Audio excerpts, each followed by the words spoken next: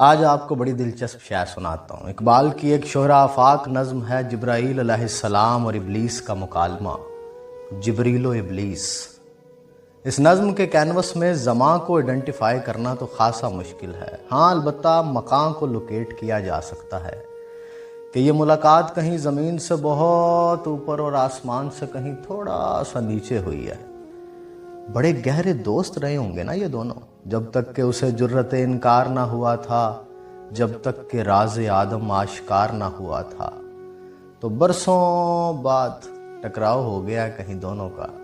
تو جبرائیل علیہ السلام پوچھتے ہیں ابلیس سے، ہمدم درینا کیسا ہے جہان رنگ و بو؟ اے میرے پرانے وقتوں کے دوست، میرے رفیق، کیسی ہے وہ جگہ جہاں اب کہ تو نے ڈیرے لگائے ہوئے ہیں؟ وہ جہاں کیسا ہے، زمین کیسی ہے، لوگ کیسے ہیں؟ تو ابلیس کہتا ہے، سوز و سازو درد و داغو جستجوے آرزو، یعنی بہت دلچسپ ہے، وہاں سب ملتا ہے لیکن جستجو سے، فقط آرزو سے نہیں ملتا۔ جنت میں تو آرزو سے ہی سب کچھ مل جاتا ہے نا، یوں چاہا وہاں اور یوں آ جاتا ہے، لیکن یہاں ایسا بالکل نہیں ہے۔ وصال یار بڑی چیز ہے مگر ہمدم وصال یار فقط آرزو کی بات نہیں، وہاں ارتھ ڈسپلن ہے، ان دونوں کے درمیان ایک لمبا فاصلہ ہے اور اس فاصلے کو طے کرنے میں بڑی لذت ہے۔ باقی بڑے رنگ ہیں، بڑی رنائیاں ہیں، بڑا ماحول ہے وہاں۔ بڑا یہ مخلوق کیا سمجھے گی جو آرام سے بیٹھی فقط تسبیحاں کرتی رہتی ہے بس۔ پھر سوز ہے وہاں، ایک ایسا درد جو بڑی بڑی آسائشوں سے بڑا ٹریئر ہے، جو عقل و خرد کا سب سے بڑا رہنما ہے، اور پھر داغ ہے وہاں سب سے بھر کے۔ وہ فقط پارساؤں کی دنیا نہیں ہے، وہاں داغدار بھی ہیں، ان کی الگ آرزویں ہیں، الگ جستجویں ہیں۔ تو سوز ہے، ساز ہے، درد ہے، داغ ہے، جستجو ہے، آرزو ہے، بڑا اچھا وقت گزرا ہے وہاں۔ تو جبرائیل کہتے ہیں اسے، ہر گھڑی افلاک پہ رہتی ہے تیری گفتگو، کیا نہیں ممکن کہ تیرا چاک دامن ہو رفو؟ یعنی چھوڑنا یار، اچھا تجھے پتہ ہے اب بھی اوپر اکثر تمہاری گفتگو ہوتی ہے، تمہاری باتیں ہوتی ہیں وہاں، تو کیا یہ ممکن نہیں ہے کہ تم معافی مانگ لو اور واپس ہمارے ساتھ چلو، ہمارے پاس پھر سے، اپنی جگہ، اپنے لوگ، اپنے دوست، اپنی سنگت، پرانیاں گلاں؟ تو ابلیس کہتا ہے، آہ اے جبریل تو واقف نہیں اس راز سے، کر گیا سرمست مجھ کو ٹوٹ کر میرا سبو، اب یہاں میری گزر ممکن نہیں، ممکن نہیں، کس قدر خاموش ہے یہ عالم بے کاخ و کو؟ یعنی کس قدر خاموشی اور اندھیرے میں لپٹی ہیں یہ گلیکسیاں، یہ کلسٹرز، یہ سپر کلسٹرز، ان میں وہ رنگ نہیں ہے جو وہاں نیچے اس گولے پہ ہے۔ میری اب دلچسپی نہیں رہی اب اس ہر طرف ہو کے عالم میں، اس ایکسپینڈنگ یونیورس میں بہت گھوما ہوں یہاں، اب مجھے زمین کی عادت ہو گئی ہے، پتہ ہے وہاں ہر ایک الگ کائنات جیسا ہے۔ تو جبرائیل کہتے ہیں، نہیں یار چھوڑو، انکار سے توبہ کرو، واپس چلتے ہیں۔ تو وہ کہتا ہے، جس کی نومیدی سے ہو سوزے درون کائنات، اس کے حق میں تکنا تو اچھا ہے یا لا تکنا تو، اور میرے انکار سے ہی تو یہ سلسلہ چل نکلا ہے، یہ کاروان حیات اسی انکار کا نتیجہ ہے۔ میں انکار نہ کرتا تو یہ سب ہوتا بھلا، یہ جو کچھ بھی ہو رہا ہے میرے انکار کی وجہ سے ہو رہا ہے۔ یہ جو پورا چیپٹر آف یونیورس ہے، اس کا one of the main character ہوں میں۔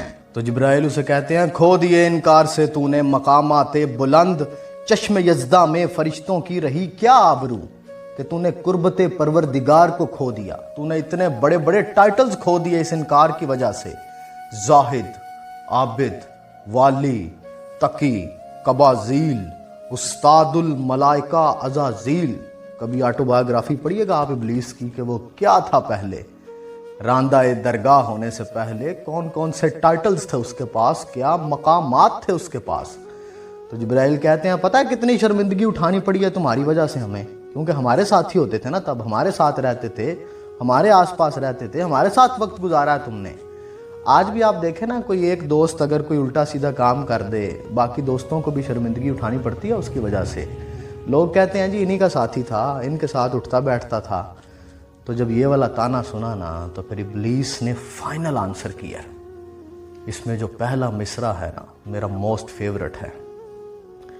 ابلیس کہتا ہے میری جرت سے مجھتے خاک میں ذوق نمو، मेरे फितने जामाए अक्लो खिरद का तारो पू, देखता है तू फकत साहिल से रिज़्मे खैर व शर, कौन तूफान के तमाचे खा रहा है मैं के तू, खिज़र भी है दस्तोपा इलियास भी है दस्तोपा, मेरे तूफान यम बयम दरिया बदरिया जू बजू, गर कभी खलवत मयस्सर हो तो पूछ अल्लाह से, किस्सा-ए आदम को रंगीन कर गया किसका लहू, मैं खटकता हूँ दिले यज़दा में कांटे की तरह, तू फकत अल्लाहू अल्लाहू अल्लाहू। और मैंने जुर्रत दी है इस इंसान को ऊपर उठने की, इस मुश्ते खाक को ज़ोके नमू मैंने दिया है, सारी सजाएं अपने सर ली हैं, सारे जहां की लान तान ली है कि ये खालिक के उस हसीन कौल पे पूरा उतरे, खलीफा बन के दिखा दे, और ये अपनी अक्लो खिर्द जिस पे बड़े नाज़ हैं, इसके सारे ताने बाने इनको मैं प्रोवाइड करता हूँ।